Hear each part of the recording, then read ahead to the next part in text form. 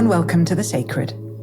My name is Elizabeth Oldfield, and this is a podcast about the deep values of the people who shape our common life. Every episode, I speak to someone who has some kind of public voice or public platform, and I'm trying to get a sense of their principles, their view of the world, what they think a good life is. These things are not often what we are given space and time to reflect on, and they can actually be quite difficult to know the answer to. But I think the questions are deeply important and endlessly fascinating. I speak to guests from a range of different professional, political, religious backgrounds. And the part of the point is to build our understanding and empathy across our differences. If you listen for long enough, you should hear someone who believes and belongs and behaves very differently from yourself. And I hope you'll go away with a better sense of how they got to where they are and what the world looks like through their eyes. Today's guest is Elizabeth Alker. She is a BBC Radio 3 presenter, which for those of you outside the UK is the big classical music station here. And she's previously spent several years working at Six Music, which is the big rock, pop, alternative music station. We spoke about growing up with parents who fostered and who were involved in local church leadership, the role of faith in her life, equality as or rather fairness, as she puts it, as a sacred value, and her reflections on being Northern. There's some reflections from me at the end. In the meantime, I really hope you enjoy listening. Elizabeth, we are going to dive in. We are going to go deep fast. No chit-chat, no warm-up, no what did you have for breakfast. I'm going to ask you what's sacred to you. I've had a bit of time to think about it. What bubbled up? Yes. So I was wondering about this because I thought, gosh, there's so many values that I do hold really dearly. And then I was dividing up some fennel sausage pasta with my husband last night. And I am obsessive about us having equal amounts. This is every night we have this. And I don't know what it is really. I mean, that's probably just some kind of compulsive thing. But I was thinking fairness is really the value that I hold sacred. And I think that's just applicable right across the board. And of course, that kind of bounces into other values, doesn't it? And overlaps slightly with other things that I hold dearly and that, you know, my outlook on the world and that sort of thing. But fairness is the one. What does that mean to you? When I was about 7 or 8, my parents fostered a teenage girl called Diana. And I was very close to her because I'm the eldest of 3 siblings. And so suddenly I had this older sister. So this was obviously really exciting. And she was 16 and really cool in my mind. And she liked Madonna. And I was slightly in awe of her and we were close. But I was very aware that she was dealing with lots of difficult things that were just because of the background that she'd had, because of the family that she'd been born into, and because of things that were completely out of her control. And I think to me that just seemed so unfair. And it's making me feel a little bit emotional thinking about it. But I think that's really stayed with me, that the fact that she'd had this really different upbringing to me, that her circumstances from birth had been so different for no kind of fault of her own, nothing that she'd had any kind of control over. Yeah. And it seemed really unfair. And I think that's really stayed with me. And, you know, my parents were quite, they explained that to us, and they were very good at sort of making us aware of those things. So I was able to process it probably at that time as well. And I think that's the way that I've carried that forwards, I think, is just to really be conscious that regardless of somebody's background, you know, that they deserve any opportunity. And I would say that's how it's really sort of coloured my outlook as a 41-year-old. Yeah. You gave a tantalising glimpse of your parents, and I'd just love to hear more about them, about your childhood, particularly any big ideas that were in there, political, philosophical, religious, whatever you feel was formative for you. Well, my dad they're both classical musicians. They're both music teachers, but classically trained. But my dad always was involved in church leadership. So we were very involved in church growing up. And as many people who've been brought up by parents in church leadership will know, that means you've got your house is open, basically. And so, I mean, I mentioned our our foster sister Diana. For a while, she lived with us, of course, but our house was open to lots of different kinds of people all the time. And I think growing up in Rochdale, that's a place where there is quite a lot of poverty. It's a post-industrial town, and to be part of a church that's in a place like that, I think you meet people from all different walks of life, which was very, that was kind of very important in the way that my outlook has been shaped. And I sometimes I think about my mum and dad, because I'm 41 now. I don't have any children. I find it hard enough looking after a Yorkshire Terrier. When they were 32, they had 3 children, 2 full-time jobs.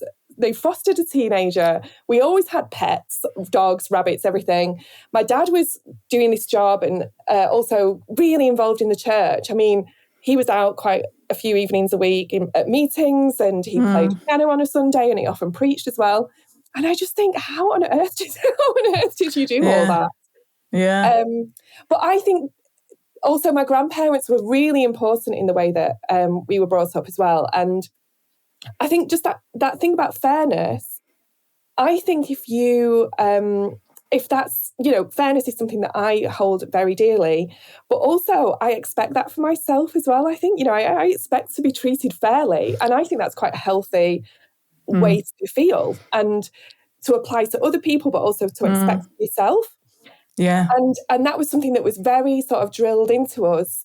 And I think partly because my parents were actioning that value and my grandparents did. I was just mentioning them. Sorry, I'm flitting about a bit here, but my grandma, she worked for the YMCA in Manchester, and she and my granddad was also very involved in church, and he was a lay preacher.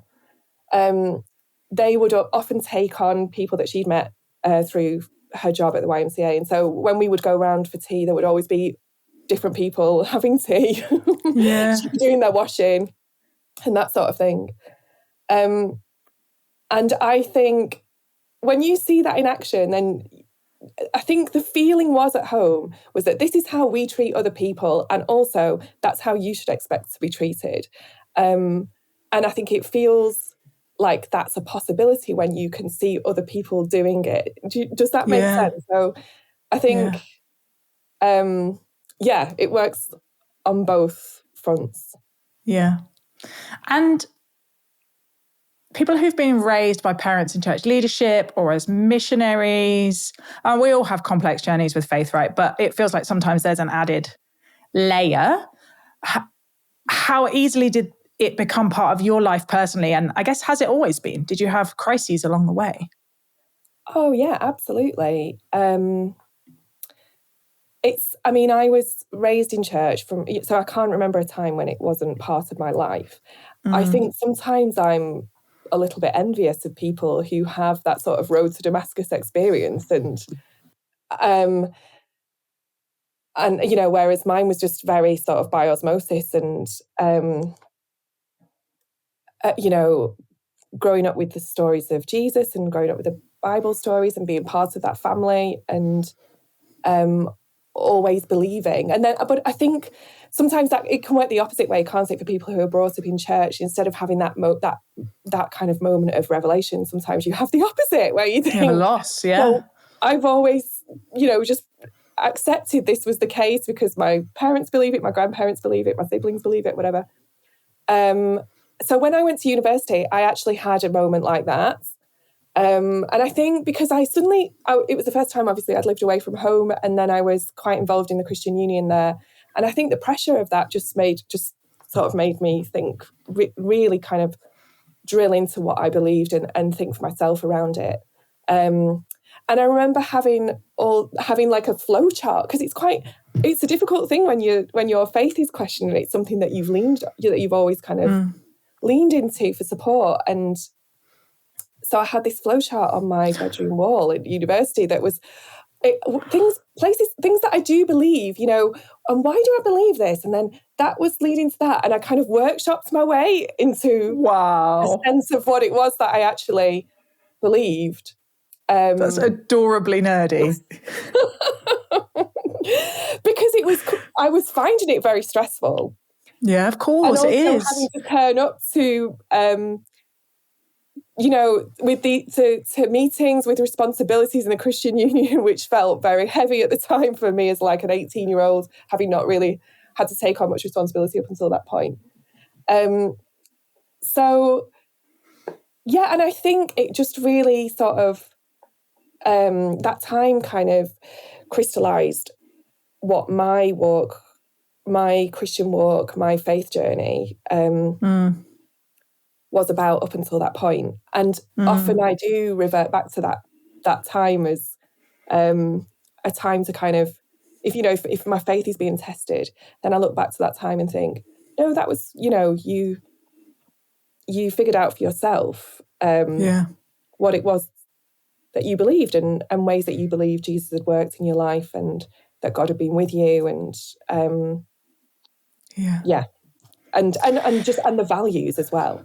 And I mean, I'm doing a terrible thing of just like taking a few fragments of what you said and basically falling in love with your mum and dad. But it sounds like they also were not the kind of people who it wasn't forced upon you. Am I assuming too much?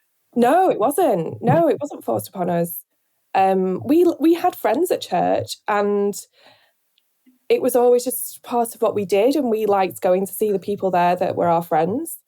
And I enjoyed church, and I remember, lots of instances as a teenager where I had a lot of comfort from being part of that sort of community and having a faith. And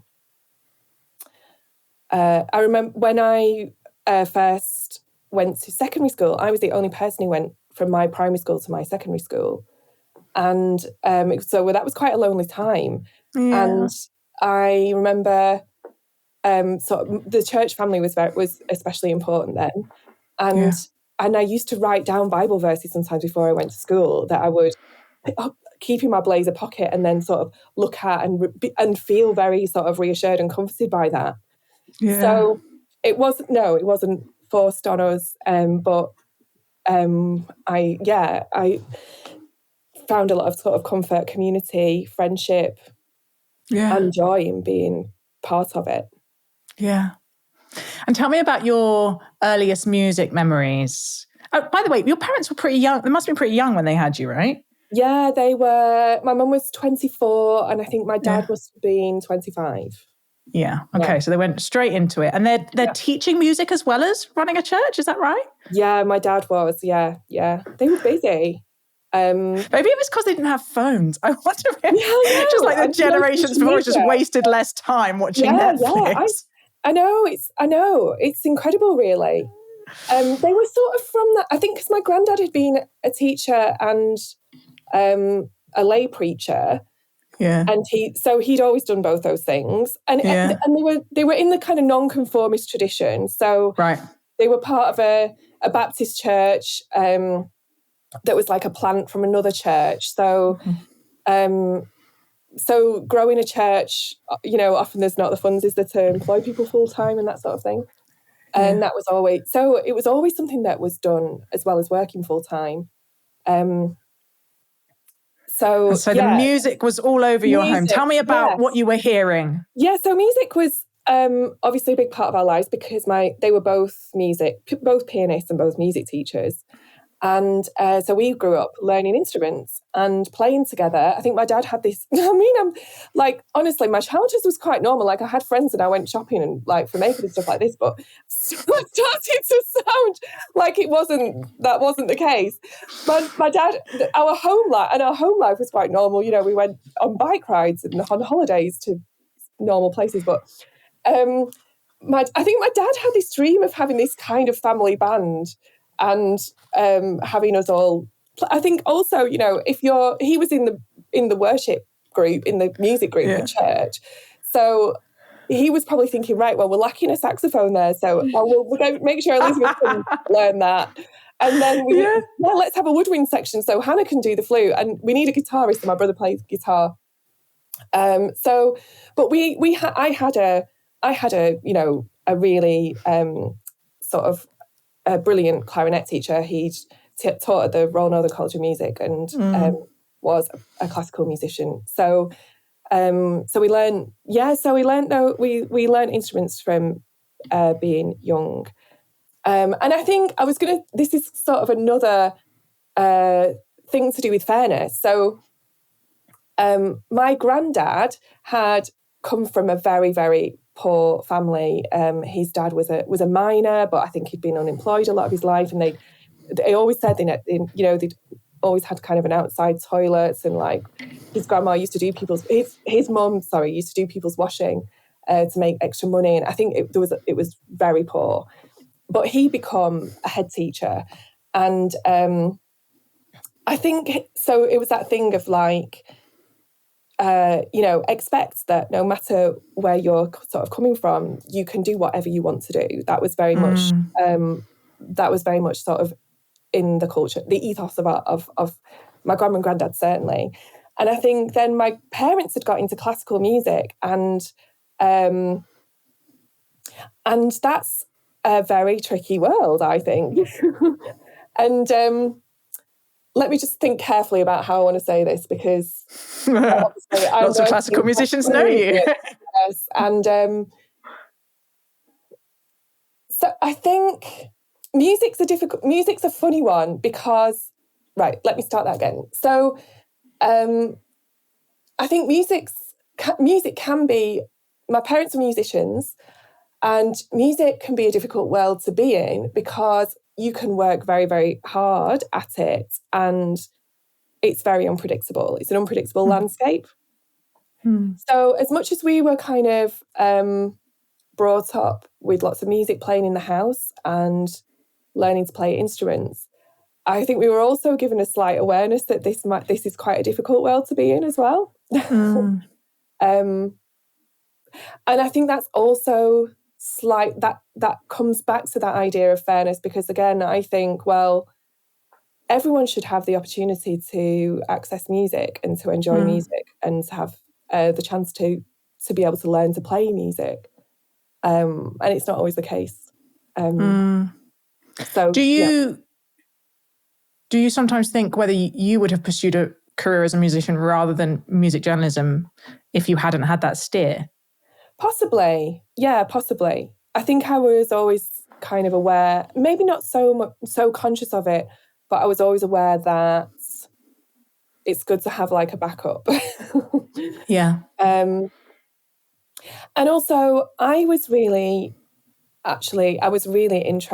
liked to read music criticism and reviews and music magazines. And I loved, I used to buy The Enemy every week, and I actually, because in those days, you couldn't just click and listen to something, obviously. You had to go and buy a magazine, and then you would buy the record based on what this person had written about it and how they described it and the words they'd used. Wow. So I know it's like so weird to think of now, isn't it?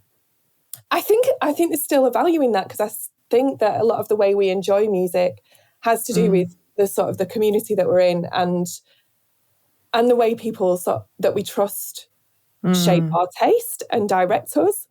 Yeah. So I'm really interested in that idea. So I think possibly I would have gone into music journalism anyway. And I loved that, I loved that you could be really descriptive about it. You could actually put the way that something sounded into words. That I really liked that idea. That's sent me off on a whole other thought about, I think what you've just said about music is true of everything, that we are so influenced by people that we trust. Basically, the power of testimony, like someone who we trust and respect tells us something and we believe it. We can't get first-hand evidence for almost anything in our lives. And we live in a tiny community now, and one of the phrases we sometimes use is like, you are the average of the 6 people that you spend the most time with, which is probably why I'm just this indistinct mush of confused self, because I'm always talking to people on this podcast and like getting into their world. But Yeah, that just surrendering. So we're not really individuals at all making rational choices, right? We are interconnected, peer-shaped, social, hyper-social beings. And surrendering and to I, that. and I work, this is what I do for a living. And yet I can be really convinced that I do not like a certain artist or a band or whatever. And then I'll meet someone who I love and they love this band, and then it rubs off on me, because part of the way that I enjoy that thing is knowing that they like it as well, and respecting what they like about it. Yeah. And then you take the time because you trust them. Yeah, absolutely. Or you want to kind of get to the bottom of what it is that they like about it. Because, if you really respect another person, then, like you say, you kind of trust that there'll be something in there that you can get hold of as well. Yeah. So I think that's a big part of how we experience music. And I think that's one of the things that I'm really passionate about with classical music, because I believe that, that people can just enjoy the music. And, my husband, he has no background in classical music and just knew very little about classical music before we met. But, and was slightly intimidated, I think, by the culture around it. But actually then I just have kind of played him things over the years, and now he enjoys it, because the music kind of is separate to the community around it sometimes, and it just takes one person to kind of change your perspective on it and help you hear it in a different way. Yeah. Well, let's come back to that, because I think there's really interesting things there about class and sort of popular music tribes and classical music tribes. But I want to just fill in the gaps of your story, because you didn't have a media family or loads of journalism contacts, or, when you started reading The Enemy and thought, I'd love to do this. How did you fight your way into an industry that is not always a particularly easy one to get access to? I remember being in the final years of in the final months of my degree, and thinking, what happens now? No editors from The Enemy are coming round to Leeds University to our course and asking people if you want to come and work for them. How on earth do you get? It felt like going to the moon, and I couldn't afford to move to London, and I just sort of had. I just suddenly was like, this is actually really difficult to bridge this gap from where I am now to where I want to be.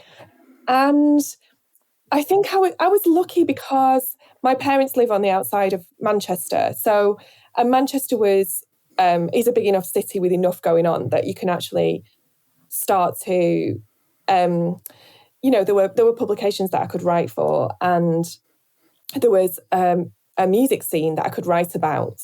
So I just worked really hard, turning up at gigs. And I remember once I had this wheelie suitcase, and I was wheeling it all over the place all the time. I remember I was dragging it down Tib Street, which is a street in Manchester. And I thought, gosh, this is really hard to pull. Why is it so heavy? What's going on? And I'd wheeled all the wheels off, and then the plastic underneath that right through to the fabric. So I was just dragging this suitcase along with me, because I'd been zipping about all over the place. And I had a few friends who were in bands, and I would turn up to their gigs, and then I tried to meet others. And then I just used to write reviews and then send them to, I guessed people's emails from the masters of magazines. And eventually I think I was just so determined. I had a determination then that I don't know if I've even got now. I thought, I've got to do this. And I'm 21. So I may as well go hell for leather with this thing, and just spend all the time doing it, and that's what I did, really. And I just kept sending reviews until someone got sick of me and published it, and then I was able to sort of build a little bit of a CV from having a couple of things printed, and then applied for some work experience at the BBC, and I managed to get some work experience, partly because I'd sort of built up a bit of a portfolio. But this was a time when music journalism was just struggling even then, and that's 20 years ago. But it was struggling. And I remember I'd start writing for magazines, and then suddenly you get an email from the section editor saying, "Oh, we don't pay anymore for this sort of thing." So, that was happening even then. And so, and then I ended up working in radio, at Radio 4 to start with. And then somebody there knew that I'd had this background with music reviewing, and a job came up at Six Music, and that's how I ended up there. But it took me about 4 years to kind of establish myself, I suppose, or to be making a living doing it. 3-4 years. And it sounds like you just had a whale of a time on Six Music. What are some of your favourite memories of interviews or events that you covered there? I mean, it was just a kind of, especially when I was working with Radcliffe and McConey, who I worked with every day for however 8 years it was, or something like that.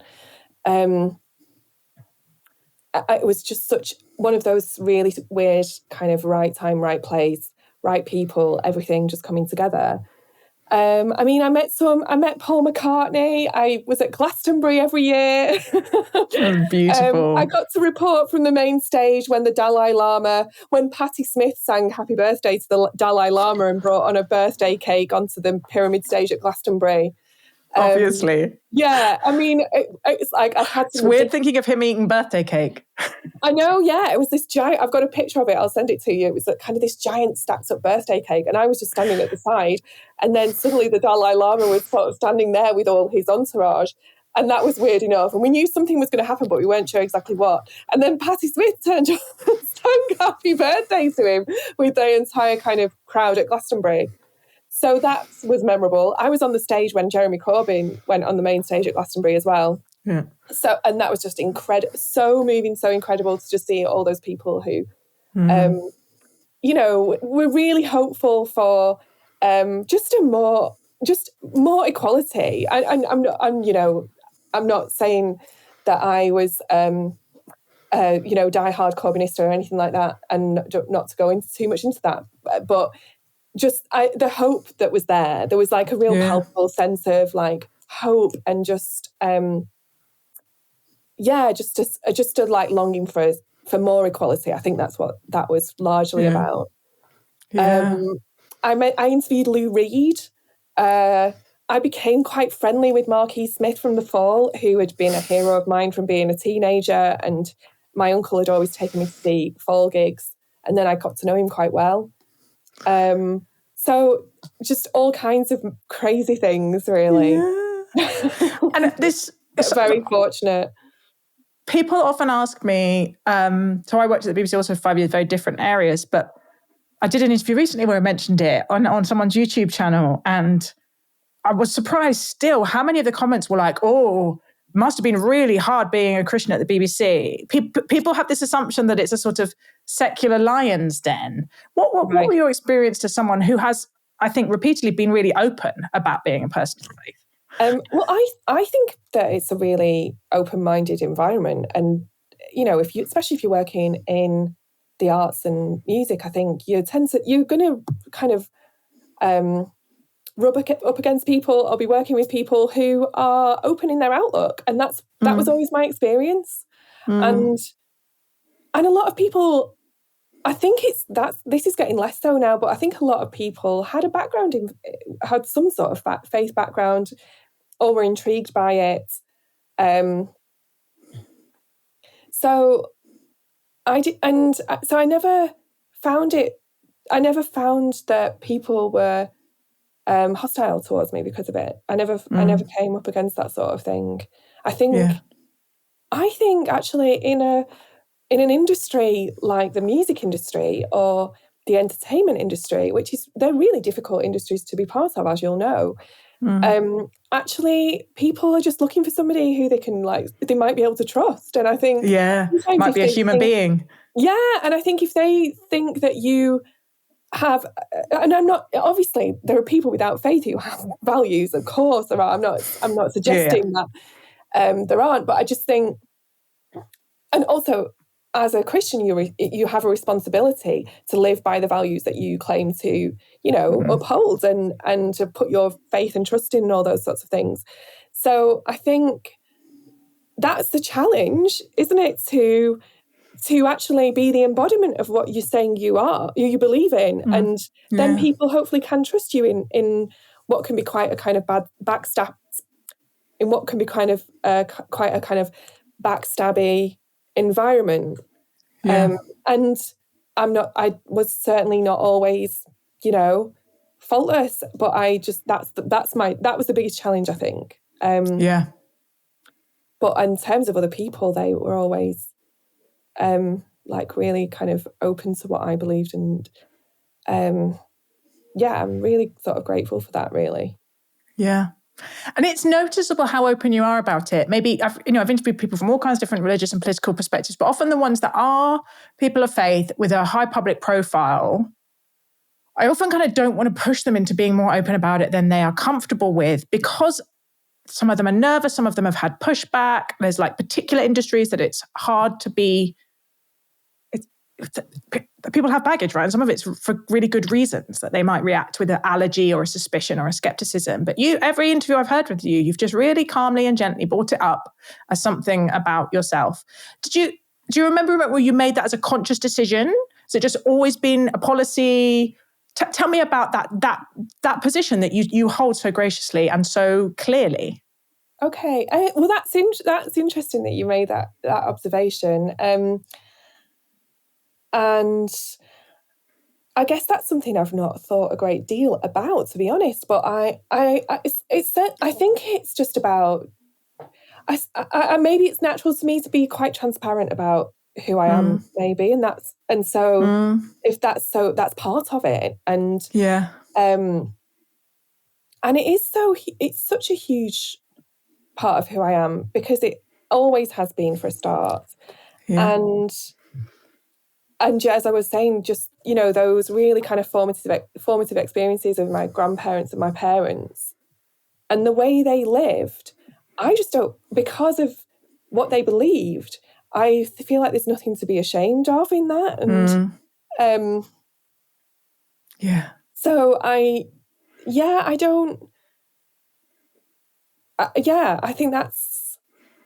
think that's, and this is, I think, what appealed to me about this podcast is to talk about values that are sacred. These are all good things, aren't they? And I have no kind of fear of saying that, or and the only challenge to me is to live by them and live up to it. Live up to it. Exactly that. Yeah, exactly. Yeah. That's my only fear. You're setting yourself up, aren't you? To but that's something that I'm happy to sort of challenge myself with, I suppose. Yeah, that's beautiful. The other thing that you're very, what was I was listening to something and you were talking about the value of faith and value of kind of knowing your heritage, and you are such a champion of the North as and its beauty and its culture. Does it still feel like an area where there is a divide or a set of misunderstandings, or, the potential of people and places being overlooked in our public conversations? I think so. I'm really conscious my accent is nowhere near as strong as it used to be, but even just my voice and kind of how people, who people expect that I am, just purely because of the way that I speak. And even, my own kind of what's the word? Sort of,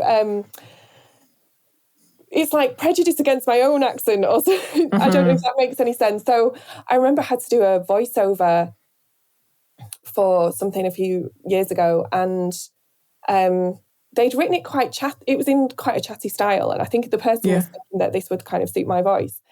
And I thought, I remember thinking this would sound really sort of casual and pleasant in a Southern accent. but it's making me sound like I'm starting a fight or like I'm, you know, I don't know. I think they were quite taken aback by it. And I remember I thought this is going to be rewritten, and it was. And why is that? You know, that's because of all the things that we think about the North and its history and you know, so I suppose going to a classical music station where it's not common, you know, even if I tell my members of my family or whatever, you know, then or people that I meet for the first time that I work in classical music, they might start putting on a posh voice and they go, oh, really? You know, like, because we expect that people who talk about classical music talk about it in a posh accent, and I did. And a posh voice that's a Southern accent. Yeah, oh, absolutely. Yeah, exactly that. And it was a real sort of journey for me to find a voice with which I could talk about this subject matter. And that was still quite natural to me. And I think I had to imagine all different kinds of scenarios. So I think when we think of Northerners chatting away, you know, you think of like, and I do, this is me. This is like my own prejudice, the place that I'm from and the, you know, who I grew up as and all that sort of thing. I imagine like chatting on the bus and I'd be talking to my friends and we'd be like, and you think, how then do I put like this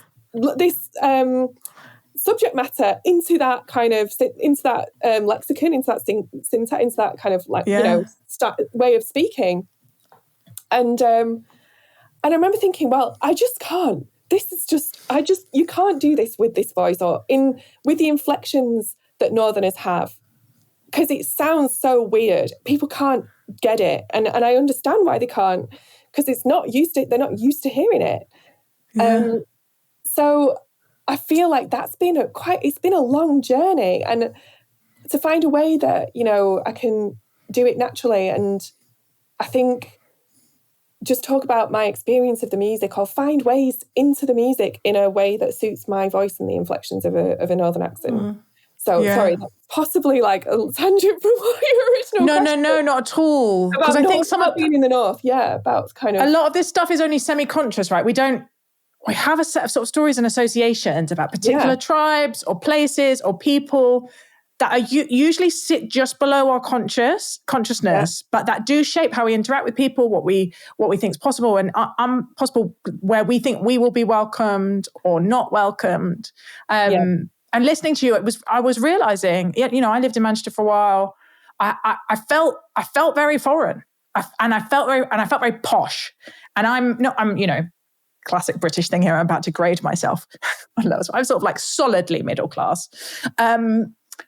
But I was suddenly aware of my southernness as a way that you're not when you're just kind of swimming in the water where everyone's like you, and the stories that were associated with that, and kind of softness and ponciness and raw and all of those things. And I just find it really interesting to sort of take them out of the unconscious bit of the box of our brain and go, are these serving us? How useful are these for loving our neighbour? Yeah, absolutely. Well, it's kind of just constantly fascinating to me that. And I'm aware of it because I have like an inverted snobbery possibly towards Southerners. And like you say, you know, when you're sort of swimming around in your own kind, you're not aware of it, and then you're suddenly taken out. I mean, for me, it was going to university that and then I became aware of the associations that I had with Northerners, or you know what people or the way people perceive Northerners, because I would play up to them and thought, well, I can kind of be this like really like come on then Mancunian, Larry, when really like my upbringing, as you know now, was not like that really at all. Because that's what people are projecting onto me, and it's quite fun to kind of play around with that. And also this is like, you know, the end of the 90s, so there was enough of those Mancunians. The debt culture and absolutely.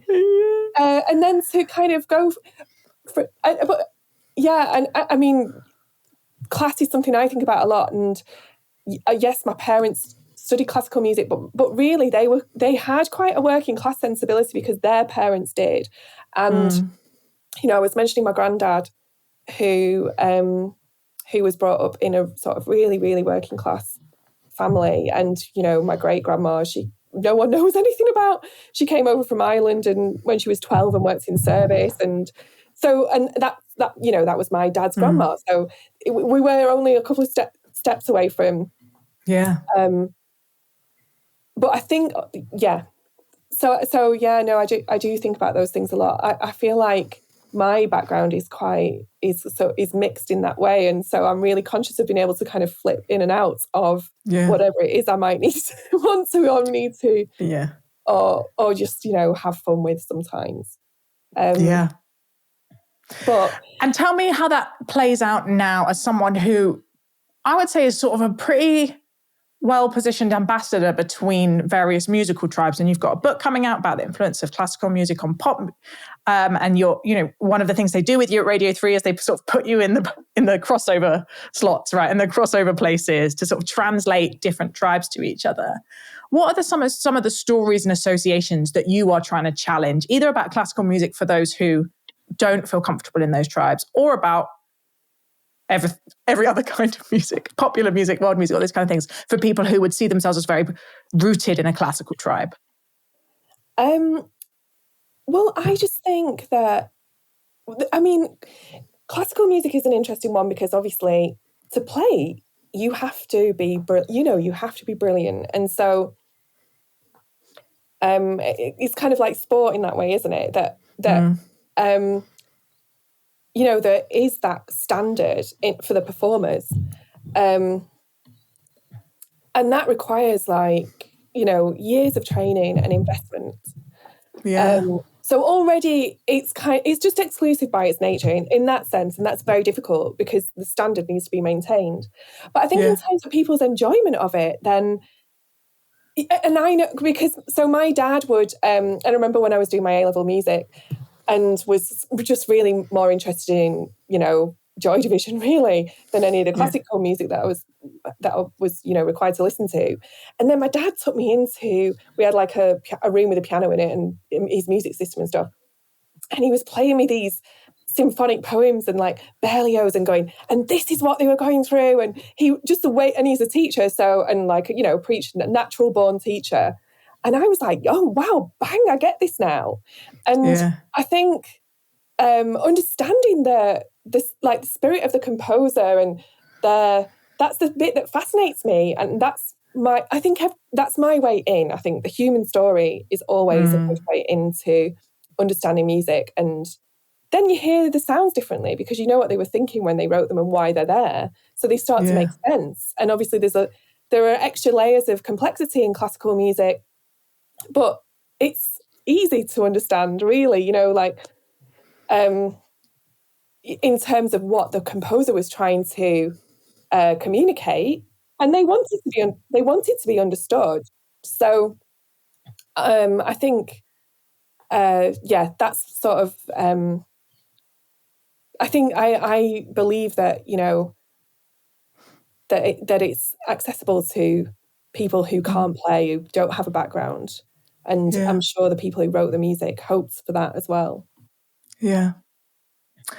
And on all your travels, whether it's kind of engaging with people, crossing divides always sounds more conflictual than it sounds like you've experienced, but engaging with people who might have a different faith perspective from you, or the North-South thing, or tribes in classical music, class divides. What have you learned about what helps us actually encounter each other as fully human and treat each other with the sort of respect and care that we need if we're going to have a common life in which we can all flourish? Yeah, well, I mean, respect, definitely. And I think it's that thing that comes back to, where is this person coming from? And that was something that was so sort of deeply instilled in me as a child, to ask, where is this person coming from? What's their experience? Why then is their outlook shaped in that? Why might they be thinking differently to me, or differently to the way that I do? And I think that's so key, isn't it? And then you learn something as well. So And I think that's the key to it, really. Yeah. Elizabeth Alker, thank you so much for speaking to me on The Sacred. Thank you. Thank you for having me. Well, what a sweetheart. Elizabeth just came across as someone who is really straightforward in a massively refreshing way, by which I don't mean not deep or thoughtful, but just very, very at home in her own skin, which was just incredibly charming and very refreshing. Just a lovely person to speak to for that reason.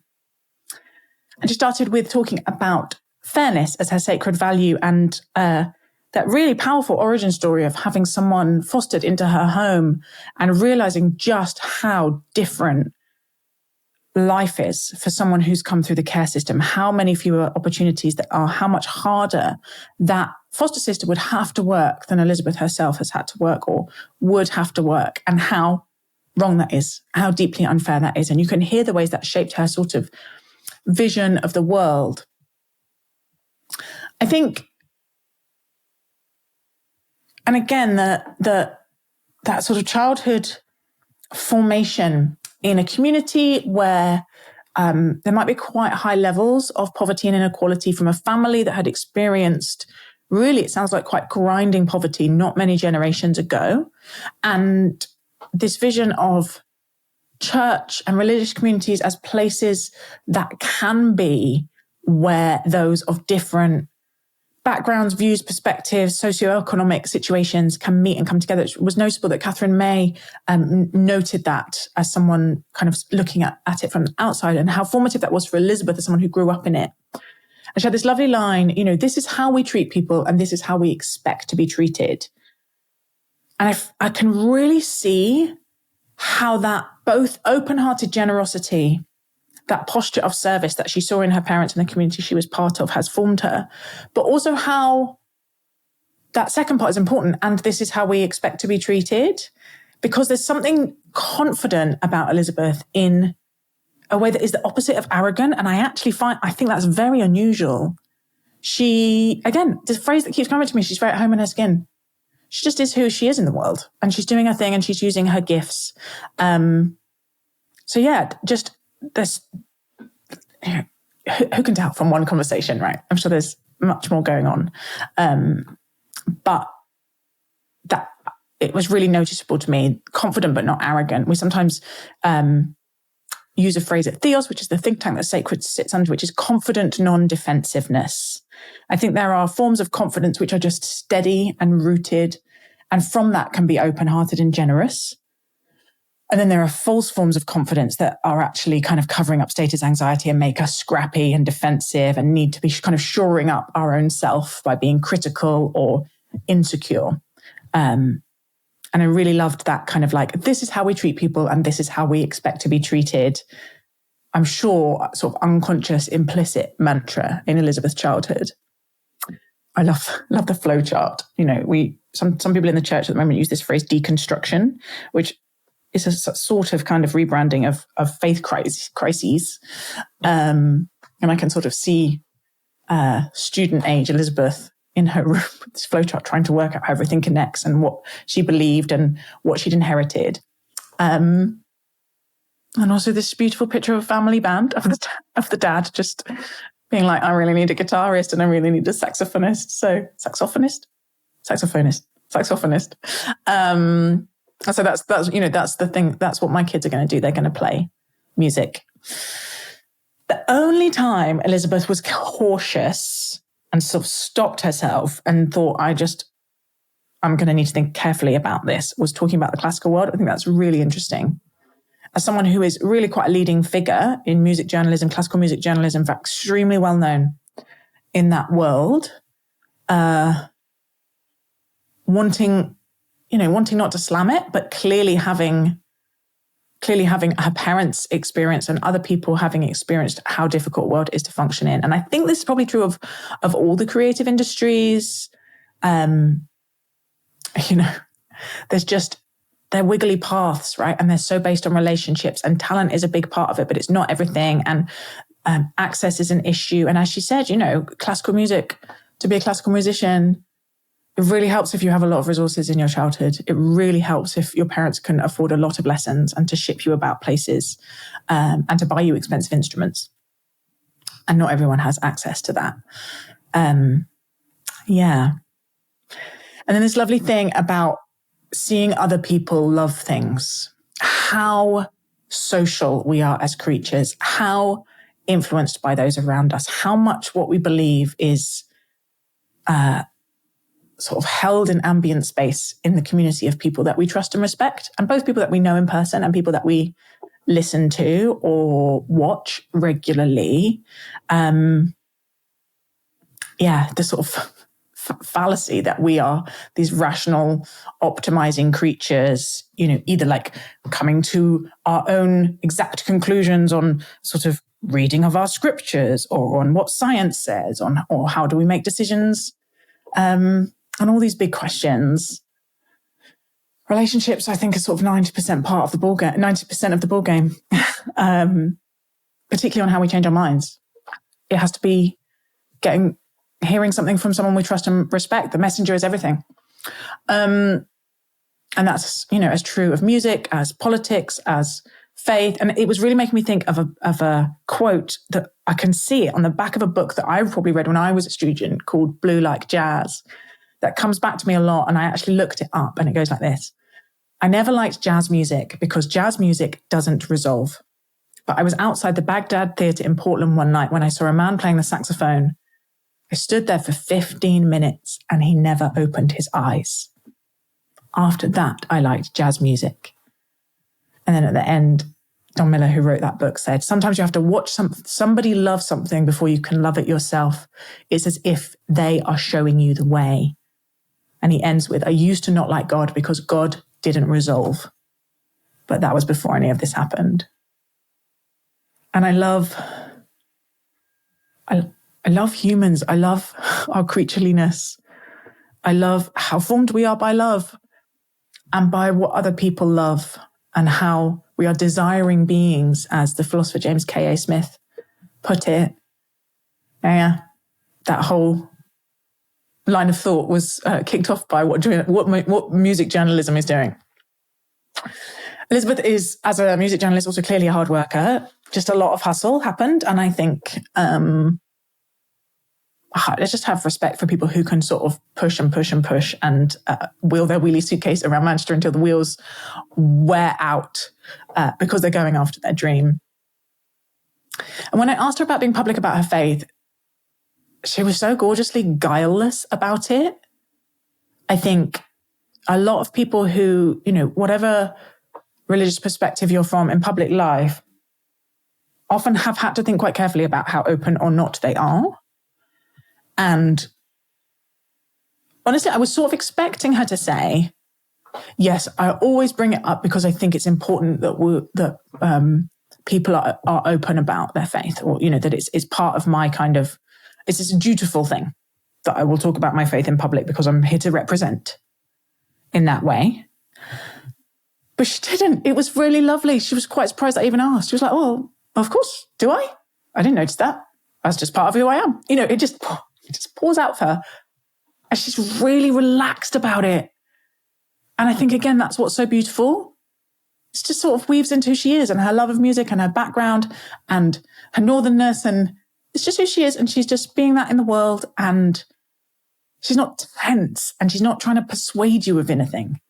She's just being who she is. And I found it very, very charming. And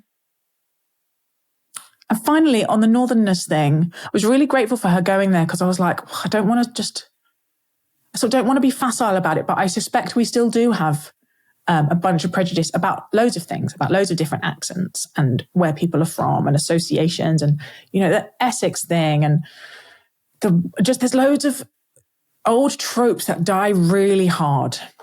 And the fact that Elizabeth had felt she needs to really think through her accent and how it changes, how a script sounds and how it changes how people respond to her talking about classical music really confirmed for me that is something that we need to be a bit more conscious of as we listen to each other. Thank you so much for listening to this episode of The Sacred.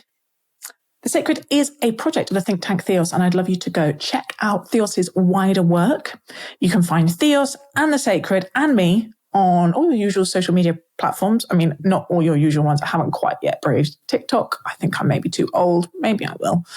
We're on Twitter. We're on Instagram. I have a Substack. I have a book coming out in May. It would be really helpful if you know you're going to buy it, if you would be happy to pre-order it.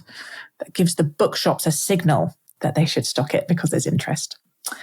And we love hearing from you. Please do email, get in touch, reflect back to us. And as I often say, it's so helpful if you can rate and review the podcast and send an episode to a friend, because we're trying to do something quite nuanced and thoughtful and careful. And the algorithm doesn't tend to prioritize those things. And so we need your help. Thanks in advance. And until next time, thanks for listening.